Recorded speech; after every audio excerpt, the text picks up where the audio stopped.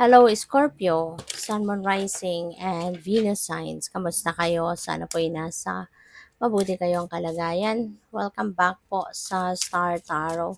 At kung bago kayo rito, welcome din po kayo. Please subscribe, like, share my videos, and leave me a comment kung nakaresonate kayo. So, we have 5 of Wands.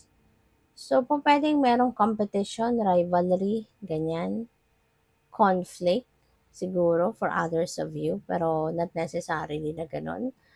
So, yeah, but kung ano man itong, pwedeng sa trabaho yan eh. Pwedeng rivalry yan sa position sa trabaho. Pwede rin magkakaibigan yan. So, yun. No? But kung ano man yung, kunyari, pinag-aawayan ninyo dyan, maayos din yan. This is number 5 and number 5 resonates with change. So, magbabago din ang sitwasyon na yan. Kaya huwag kayong mag-alala. Mafi-fix din ninyo yan. Eventually, diba, pwedeng mapag-usapan ninyo. Eventually, pwedeng huhupa din agad yung tension between these people. Kaya, don't worry. Alright? So, we have number 4 of Wands. So, may kasiyahan. Pwede yung mga naging kaaway mo dito, pwedeng maimbitahan mo yan. Or pwedeng yung mga ka-rival mo dito, pwedeng kasama din sila dito sa celebration. Okasyon na pwedeng dadaluhan ninyo. So, you never know, baka doon magbanggaan din kayo at magkakausap at baka magkaayos. So, possible yun. No? Huwag nating isasantabi yung thought na pwede kayong magkabati-bati sa okasyon na ito na dadaluhan ninyo. Okay? Kasi pwedeng sa pupuntahan ninyo, pwedeng pupunta din sila. 'Di ba? You never know, baka may imbitahan din sila. O pwedeng yung circle of friends ninyo is the same, 'di ba? Kaya anything is possible. Pwedeng magkita-kita kayo diyan. Or who knows, 'di ba? Kayo mismo baka gusto ninyong imbitahin sila, 'di ba? So, ayun, there is ano dito, joy, happiness, contentment, 'di ba? Sa na mararamdaman din kayo sa okasyong ito. O pwedeng may reunion din dito, family, friends, ganun. You know, for some of you. O pwedeng may mga may talagang reconnection dito ng mga kapamilya or magkakaibigan. With the 7 of Cups, um, this is multiple opportunities, ano. Ang daming pwedeng pagpipilian na oportunidad, ang dami ninyo pwedeng puntahan, 'di ba? Pwede rin ano na kunyari kayo ang maiimbitahan sa okasyon. O puwedeng hindi lang iisa 'no, nag-iimbita sa'yo. Puwedeng meron pang ibang, tao din 'no, same, pupuwedeng same day, 'di ba? Same time yung okasyon kaya pupuwedeng yun ang pagpipilian ninyo, possible yun, 'di ba, na alin kaya, saan kaya ako pupunta? Or puwede ngang opportunities ito. So, this could be multiple opportunities na puwedeng dadating sa'yo at kaya puwedeng malito ka sa pagpipili kung alin diyan yung kukunin ninyo. So, sa mga gano'ng klaseng pagkakataon, kailangan pag-iisipan talaga ninyong mabuti what is best for you, you know? Kung ano yung makakapagpasaya sa'yo, whatever it is that will make your heart sing, your soul sing, 'di ba? Pakinggan ninyo yung iyong intuition kasi yung intuition natin that is going to lead you to what is best for you. Okay? Kung ano makakabuti para sa iyo. So, by the way, maraming salamat for subscribing and if you haven't subscribed yet, subscribe na kayo and also maraming salamat din for not skipping the ads. Malaking bagay yan sa akin. And also, please click the join button sa baba ng video kung gusto niyo na mag-join sa membership. So, the map maker of destiny, there is authentic purpose, inspiration, and free will. So, pwede na sa ngayon, maybe ang iba sa inyo is setting your intentions, um, anong plano ninyo sa buhay, ano yung mga dreams ninyo. Po pwedeng nagsiset kayo ng mga ganyan sa ngayon, ano.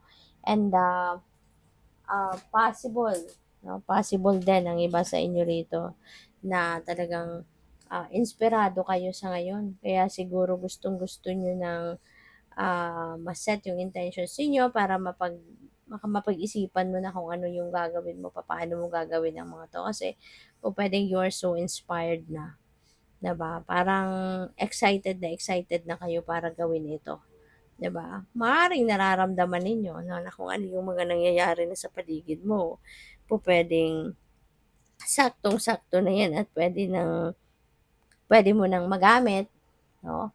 Na makakatulong na sa'yo or that can support you, 'di ba, na makalapit ka kaagad doon sa ano mo, makalapit ka kaagad doon sa pangarap mo. So, or kung ano man ang sinet mong intentions, 'di ba? So, pupuwedeng may gano'ng ganap. So, we have the High Lord of Gratitude and Service, Selflessness, Humility, Conscious Action. Um, ang ganda rin, ano, kasi pupuwede Scorpio na ano kayo, generous. You're very selfless. You're very generous. Pupuwedeng lagi ninyong inuuna yung iba. Pupuwedeng mas pina-prioritize ninyo yung kabutihan or ikakabuti ng ibang tao than yourself. 'Di ba? Maybe you have a very good heart, you have a very big heart, very compassionate ka, very supportive, very humble, 'di ba? Mas inuuna mo yung yung ano, yung ibang tao, 'di ba? Parang siguro ito nga yung inyong isang purpose ninyo sa buhay sa ngayon is to be of service to people, to be of service to others. Kaya siguro gano'n ang nararamdaman ninyo. Laging uunahin mo ninyo yung kapakanan ng ibang tao than yourself. You know? So, pupuwedeng gano'n. We have the Horse King, Assistance and Control. Ayan. Pupuwedeng ano, pupuwedeng kayo ito na tutulong, 'di ba? Kasi nga very generous ka, very compassionate ka. So, maaaring yung assistance na 'to, ito yung ibibigay mo sa ibang tao. Maybe someone is going to ask for help, 'di ba? Baka merong lalapit sa'yo, hingi sa'yo ng tulong. So, baka yun, baka kayo yun, no? Yung magbibigay ng kanyang assistance sa iba. Or pupuwede rin na kayo din ngayon ang nangangailangan ng assistance, so puwedeng gano'n din yun.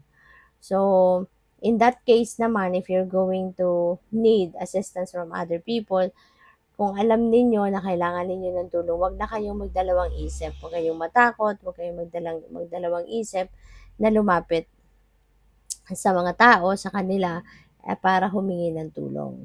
Okay? So, do not control yourself, kumbaga.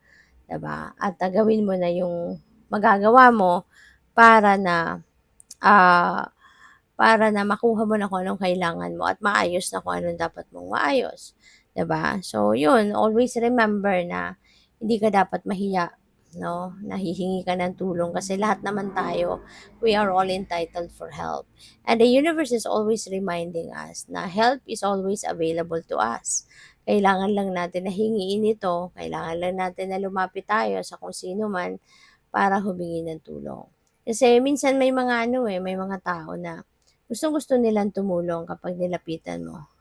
Pero yung sila yung mag-i-initiate ng tulong, may mga taong nagdadalawang isip na gawin 'yan kasi for privacy reasons, 'di ba? Respeto lang din 'no, kunyari sa iyo, 'di ba? Maaaring merong nakakakita sa'yo na kailangan mo ng tulong, kailangan mo ng assistance in any way, pero hindi rin sila makalapit sa'yo at na mag-initiate ng tulong kasi they are also respecting your privacy.